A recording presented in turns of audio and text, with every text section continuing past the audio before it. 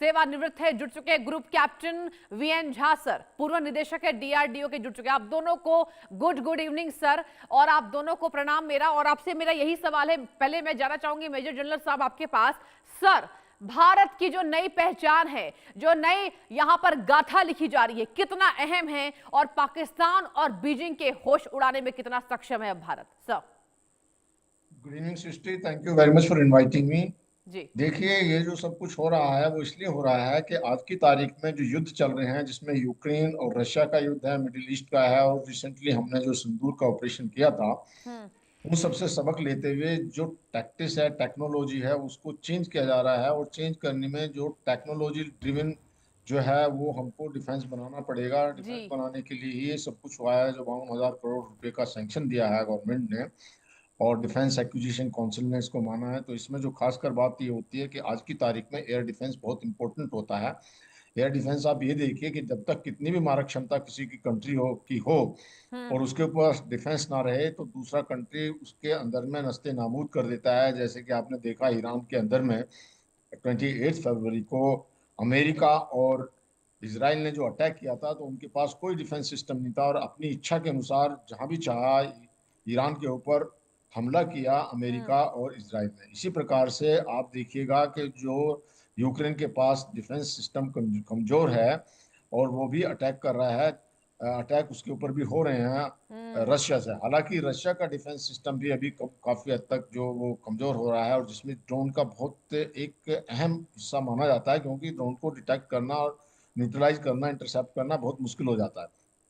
तो इन सब बातों को देखते हुए हमारी जो एयर डिफेंस सिस्टम है, सर्विलेंस कैपेबिलिटी है, ड्रोन सिस्टम है, जो स्वार्म ड्रोन आते हैं उनको कैसे किया जा सकता है, तो इसमें वैसे देखा जाए आर्मी, नेवी, एयरफोर्स, सभी तीनों को इसमें जो सशक्त किया गया है इन सब से। और इन सब में जो हमारी कुछ डिफेंस की जो मैन्युफैक्चरिंग है, जैसे हिंदुस्तान एरोनॉटिक्स लिमिटेड है, जो भारत हैवी लिमिटेड है, और जो भारत डायनेमिक लिमिटेड है, इन सब का योगदान रहेगा। और योगदान होने के साथ साथ में जो चाइना के साथ हमारा बॉर्डर है, हाँ। उसका सर्विलेंस, और जो पाकिस्तान के साथ, और जो मैरीटाइम है हमारा, जो जो हमारा महासागर के अंदर में कैसे सर्वे करना है, कैसे किसको रोकना है, इसमें सब में मदद मिलेगी। लेकिन एक बात सोचने वाली यह है कि इतना बड़ा प्रोजेक्ट है कि हमारी जो प्रोडक्शन एजेंसीज हैं उनको, और जो एमएसएमई हैं, सबको बहुत तैयार रहना पड़ेगा। ज्यादातर इसमें आत्मनिर्भर का है कि सब कुछ हम्म। अपने देश में ही बनेगा, और इन्हीं को ऑर्डर दिए जाएंगे। तो इनको जो जितने भी अपनी ये पीएसयूज हैं, काम अप ऊपर उठना होगा, और उठ करके जो आकांक्षाओं को पूरा करना होगा। बैक टू यू सृष्टि। ठीक है।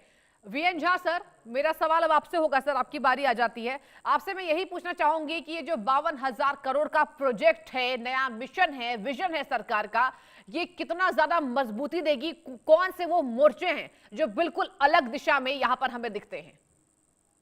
सृष्टि, आपसे भी और आपके सारे दर्शकों से जी। मेरी ये प्रार्थना है कि आप लोग सरप्राइज ना हो। अभी आपने सिर्फ दो का नाम लिया हुआ है, विश्वरैट्स और एमआर सैम। तो ये दोनों जो सिस्टम है, इसकी ऑलरेडी ये जो डिज़ाइन डेवलपमेंट ऑलरेडी हो चुकी है, स्पेसिफिकेशन फ्रीज हो चुके हैं, यूज़र ट्रायल हो चुका है, और इसकी टीओटी यहाँ के जो प्राइवेट कंपनीज हैं उनको दी जा चुकी है। और अभी सिर्फ ये एक फॉर्मेलिटी रह गई थी कि अब इसके लिए जो टेंडर डालने हैं वो टेंडर डालना है डिफेंस सर्विसेज को। इसके लिए कि फाइनेंशियल अलॉटमेंट वो सर्विसेज को जरूरी था, और वही ये फाइनेंशियल अलॉटमेंट अभी मिला है। मैंने आपको ये जो कहा था कि आप लोग सरप्राइज ना हो, वो इसलिए कहा था कि एमआर सैम का तो भी एक सिर्फ एक नाम है। अच्छा। आने वाले दिनों में आप सुनिएगा कि एक क्यूआर सैम, वो उसका भी quick reaction surface to air missile, उसका भी टेंडर, उसको भी खरीदने की टेंडर जो प्रोसेस है वो शुरू हो गई। निर्भया मिसाइल, जिसकी टेस्टिंग ऑलरेडी 3 बार हो चुकी है और यूजर ट्रायल में एक्सेप्टेंस हो चुका है, उसका उसका टेंडर होने वाला है। शौर्य मिसाइल, ये हाइपरसोनिक मिसाइल है, इसकी भी ऑलरेडी टेस्टिंग हो चुकी है, एक्सेप्टेंस हो चुका है, उसका भी टेंडर होने वाला है। तो इस तरह से निर्भया, शौर्य, रुद्रम, क्यू आर सैम का मैंने बताया, एम आर सैम आपने ऑलरेडी नाम लिया।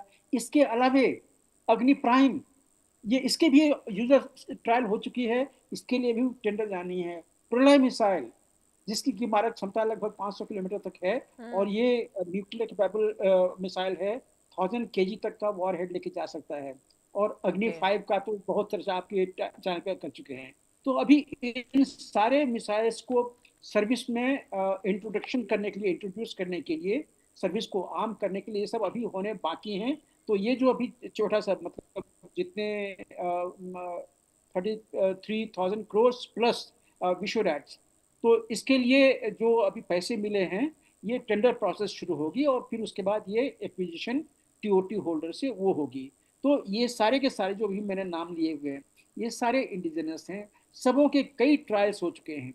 आपने कहा था, आपने नाम लिया था एमआर सैम का, मीडियम जी रेंज जी जी सरफेस जी। To air missile. हाँ। इसका एक एक बहुत सेटिस्फैक्ट्री यूजर ट्रायल हुआ था 7 मार्च 2023 को, जिसमें कि जितने पैरामीटर्स थे सब कुछ वो मिल गया था, सारी चीज़ें अचीव हो गई थी। हम्म। तो इसी तरह से जो जितने भी चीज़ें अभी आप देखिएगा कि ये अपने इंडियन कंपनी पे जो डिफेंस एक्विजिशन काउंसिल डीएसी जो होती है, उस मीटिंग में इन सबों को सैंक्शंस दी जाएगी। इसके लिए बजटरी एलोकेशन जो है वो सरकार की तरफ से किया जाएगा।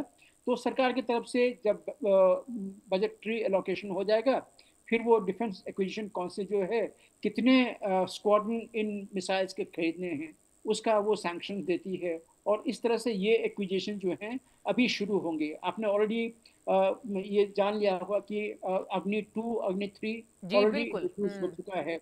पृथ्वी 1 वो एयर डिफेंस सिस्टम है, 180 किलोमीटर